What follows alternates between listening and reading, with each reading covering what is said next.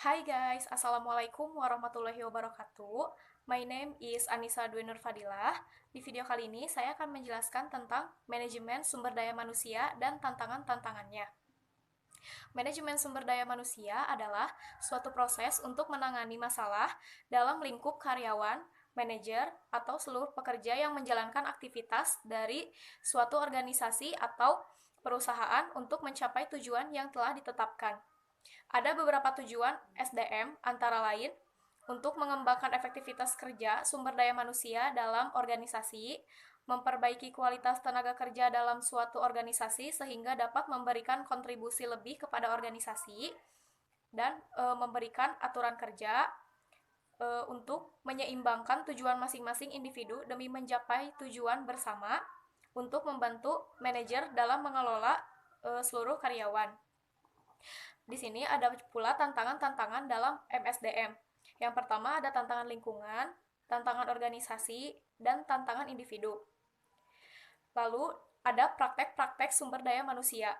Yang pertama ada internal career opportunities, yang kedua training system formal, yang ketiga sistem penilaian kinerja, yang keempat profit sharing planning, yang kelima employment security, yang keenam voice mechanism, yang ketujuh job definition.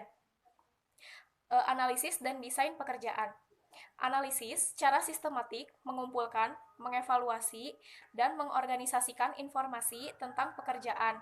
Ada 3 tahap dalam pengumpulan informasi. Yang pertama, persiapan analisis pekerjaan. Yang kedua, pengumpulan data. Yang ketiga, penyempurnaan data. Desain pekerjaan. Desain pekerjaan ini merefleksikan organisasi lingkungan dan permintaan perilaku. Ada 2 teknik perancangan kembali pekerjaan. Yang pertama, simplikasi pekerjaan. Yang kedua, perluasan kerja. Perencanaan sumber daya manusia.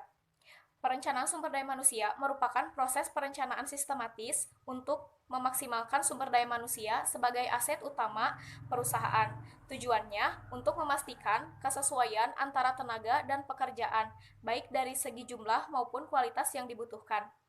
Dalam proses perencanaan SDM ini, secara garis besar dibagi menjadi 4. Yang pertama, persediaan tenaga kerja saat ini. Yang kedua, kebutuhan SDM di masa mendatang. Yang ketiga, perkiraan permintaan SDM. Yang keempat, strategi dan implementasi perencanaan SDM. Faktor-faktor yang perlu dipertimbangkan dalam perencanaan sumber daya manusia. Yang pertama, ada pertumbuhan. Yang kedua, perubahan. Yang ketiga adalah teknologi. Kemudian ada rekrutmen sumber daya manusia. Rekrutmen merupakan proses untuk mencari dan menarik pelamar yang berkemampuan untuk diseleksi menjadi karyawan sesuai dengan posisi yang dibutuhkan. Rekrutmen dibagi menjadi 2, yaitu rekrutmen internal dan eksternal. Metode-metode rekrutmen dalam internal, yang pertama ada penawaran terbuka untuk satu jabatan, yang kedua adalah berbantuan pekerja, yang ketiga kelompok pekerja sementara, yang keempat promosi dan pemindahan. Dalam metode rekrutmen eksternal, yang pertama ada iklan, rekomendasi dari internal perusahaan, agen penyedia tenaga kerja, lembaga pendidikan, dan lembaga pemerintahan. Segitu saja penjelasan dari saya. Terima kasih. Wassalamualaikum warahmatullahi wabarakatuh.